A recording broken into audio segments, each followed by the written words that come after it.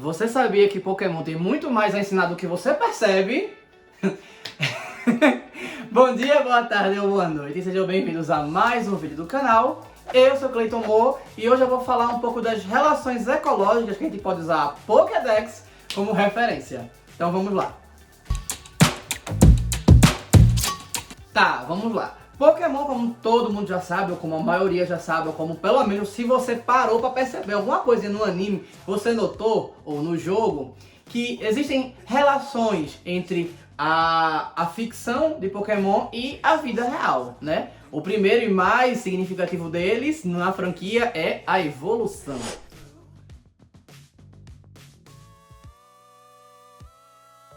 Só que em Pokémon acontece a evolução de maneira instantânea, seja ela por nível, por item, por troca ou qualquer outro princípio, né? Ou como a do Yamask de Galar, tem que ser praticamente um feitiço para você conseguir evoluir aquilo.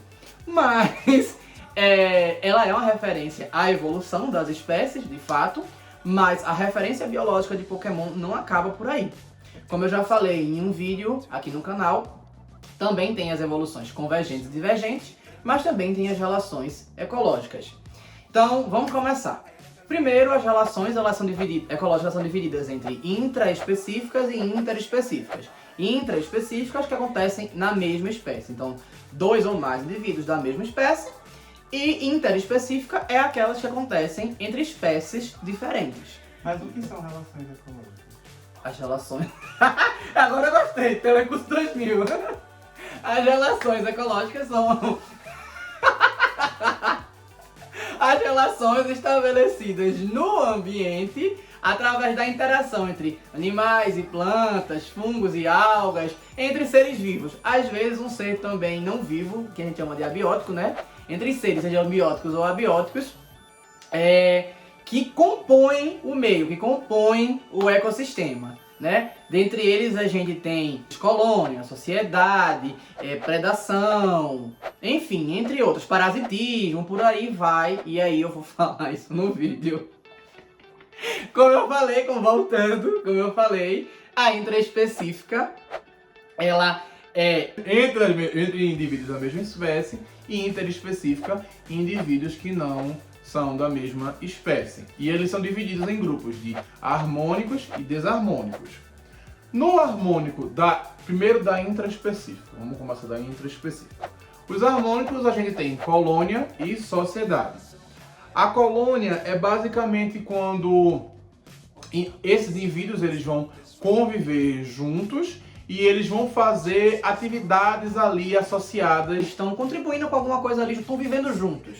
Eles estão vivendo juntos, né? Ali eles vão ter aquela relação, como por exemplo, em Pokémon a gente tem o Binacle, que cada uma daquelas cabeças é um indivíduo separado que estão ali juntos. Eles estão interagindo ou não, né? Basicamente a parte que eles estão agindo como um ser só é quando eles vão pra batalha, né? Que eles agem juntos.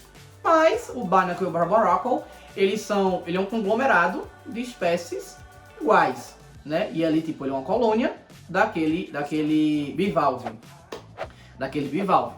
Na parte da sociedade, aí é todo mundo trabalhando junto, bonitinho, em prol de alguma coisa, né? Como, por exemplo, uma colmeia, um formigueiro, uma coisa assim, uma sociedade. Cada um tem sua etapa, tem lá bonitinho. Qual Pokémon a gente pode usar isso como referência? Fólix. Pode ser Fólix, e pode ser o Wishwash, né? Que eles também fazem, cada um ali, ó. O Wishwash quando clássico form, né? A forma lá dele, ele grandona de 640 de base status, né? Ele vai lá, tá ali preparado pra guerra. Enquanto ele pequenininho, 237 de base status, não é nada, né? Mas enfim, nessa referência. Na desarmônica, a gente tem competição, ou seja, que duas tribos da mesma espécie competem, né? Por alguma coisa, seja espaço, seja recurso e espaço, ou alguma coisa assim. E aí a gente tem alguns exemplos, como eu falei, tribo, vocês vão pensar, por exemplo, no Basculin, o Red Stripe e o Blue Stripe. O White Stripe ele já fica meio claro, que ele é mais pacífico, mais dócil, então ele se sai. E o Squawkabilly, que existem padrões de Squawkabillies que detestam outros padrões. Se eu não me engano, o amarelo não gosta do verde. o azul não gosta do branco, o branco não gosta... É um negócio assim, mas eles se veem, se eles se encontrarem outra coisa, eles começam a tretar. Então, de fato, isso é uma competição. Tem o outro, que é o canibalismo, que o canibalismo é quando você se alimenta de um indivíduo da mesma espécie, né? Seja por pressão, seja por competição, por alguma coisa você vai... Pressão, tô falando é pressão seletiva, tá? Ficou sem alimento e aí você começa a consumir os que estão ali com você, né? Porque você não tem mais recursos, sobrou aquele indivíduo ali e você vai acabar consumindo, como por exemplo, ou por uma espécie meio que de competição ali pelo espaço. Tubarões, alguns tubarões, que são ovovivíparos, os ovos eclodem no útero da mãe e aí quando eles começam a nascer, o que nasce primeiro sai comendo os irmãos. Tá? É estranho, mas é real. Eu não consegui pensar em nenhum Pokémon que faça algo parecido. Se vocês souberem, gasta no vídeo aqui, ó, comenta. Inclusive, se estão gostando, já curtam, comentem, compartilhem, viu? E se inscrevam no canal. E aí a gente vai para a próxima etapa agora. A gente vai para interespecífica, que acontecem em duas espécies diferentes, né? Temos as harmônicas e as desarmônicas. As harmônicas, a gente tem mutualismo.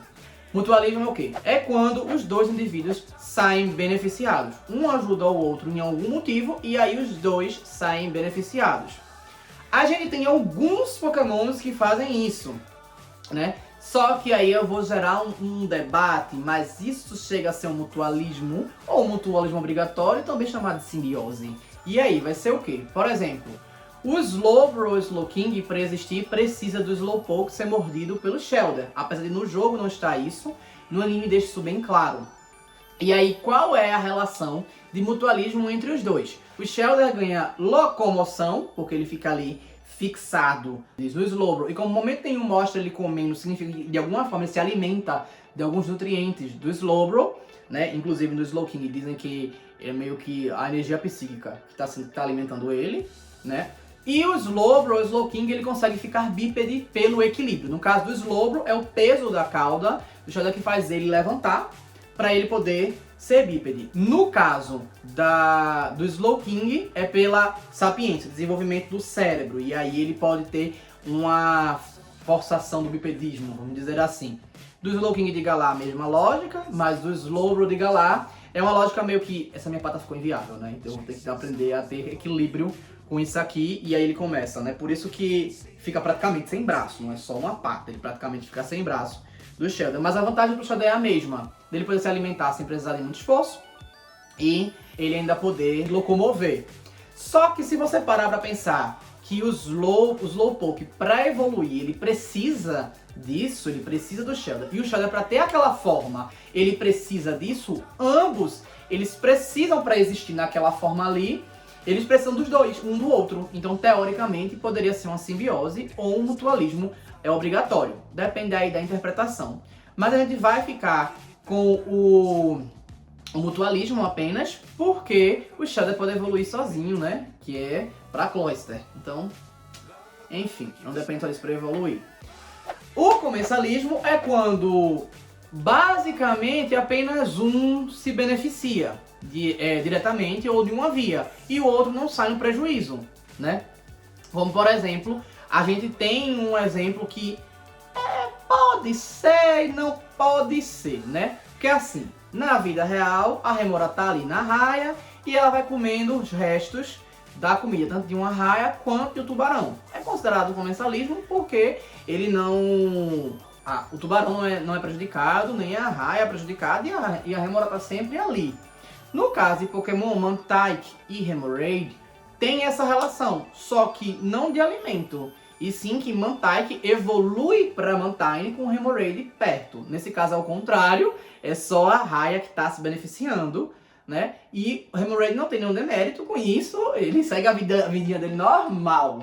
Mas para Mantine, eles têm a relação que a gente considera a da vida real, né? Que a Remora se alimenta do resto dos alimentos da raia. Nesse caso, para Pokémon, você considera o mutualismo porque tem benefício para os dois ou você vai considerar o comensalismo? Também comenta aqui, tá? Essas foram as harmônicas. As desarmônicas, a gente tem o amensalismo, que é quando um inibe o outro né? Pra ter algum benefício, eu tô inibindo o outro de alguma forma. Nesse eu só consegui pensar em Necrozma, Lunala e Solgaleo, porque ele inibe o desenvolvimento, o pensar, a locomoção, entre outras coisas, né? Basicamente ele inibe o ego de Lunala ou de Solgaleo para ele poder acessar as formas Dollwings e Duskmane, respectivamente, né? E aí ele é beneficiado, enquanto os outros não queriam estar naquela situação, né? Estão no malefício de alguma forma. Isso é mostrado no anime, no anime, isso é mostrado no jogo, isso é mostrado, enfim, em vários lugares que realmente Lunala foge de Necrozma, Solgaleo foge de Necrozma ou batalha para não submeter aquilo. Então realmente é um malefício para eles. No caso da competição, existem vários exemplos. No anime já falou várias e várias vezes. É uma competição também, só que nesse caso, ao invés de ser intraespecífica, é interespecífica. O exemplo que basicamente o anime mais gosta é Heracross e Pincé. Aonde existem Pincés, não existem Heracross. E vice-versa.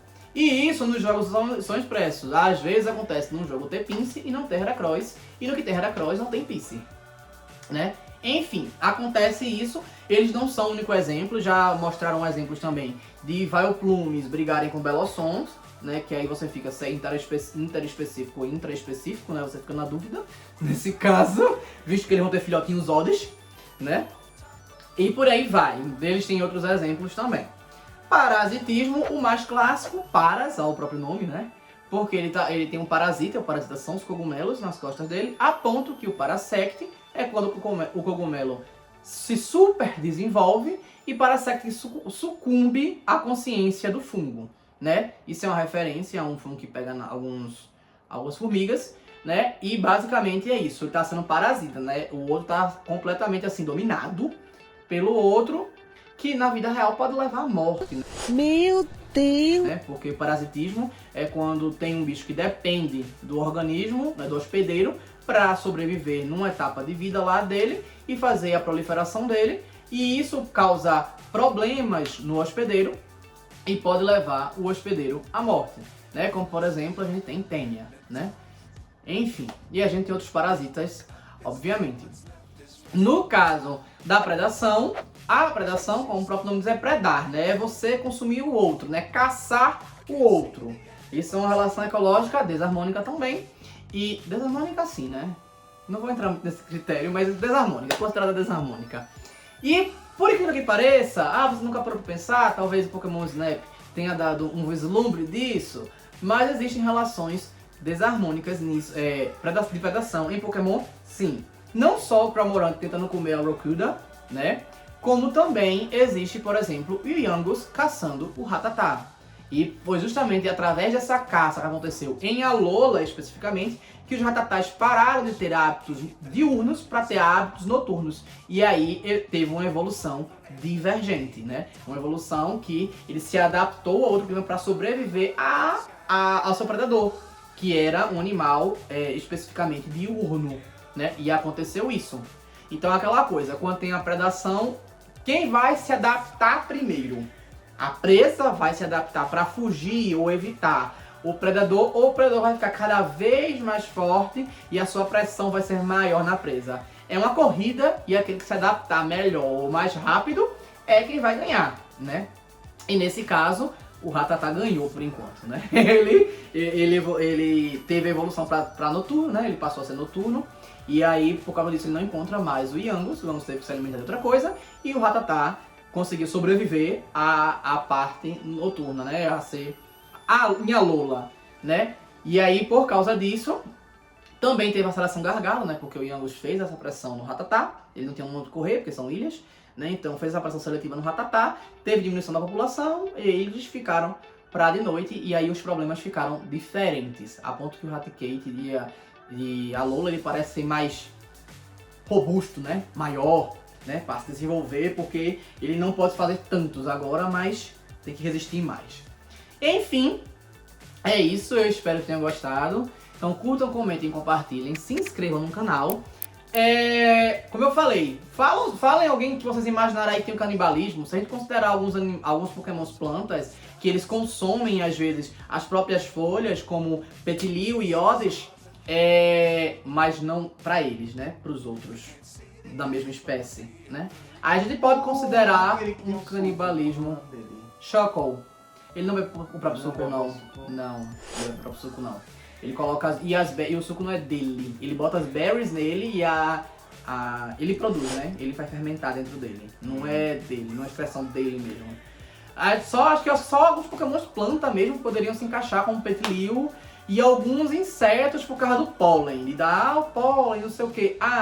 E uma coisa que eu pensei é que pra simbiose, pra mim, no mutualismo obrigatório, o maior exemplo pra gente seria Florges, já que Flabébé, ela retira uma flor, e por causa dessa retirada da flor pela Flabébé, essa flor ela ganha um tempo de vida maior, que passa, ao invés de ser o tempo de vida da própria flor, ela passa a ser o tempo de vida da Flabébé. E aí ela evolui pra Floette, continua nutrindo aquela flor, e quando ela evolui pra Florges, a flor alcança uma forma diferente e a Floette alcança uma forma diferente que a Florges, ou seja, a existência da Florges depende de ambos os fatores. Então a gente pode considerar uma simbiose a ponto que a Hidden Ability dela é simbiose. Então, enfim, é isso. Eu espero que tenham gostado. Curtam, comentem, compartilhem. Se inscrevam no canal. E se não sabem comentar, escrevam ecologia. E é isso. Valeu!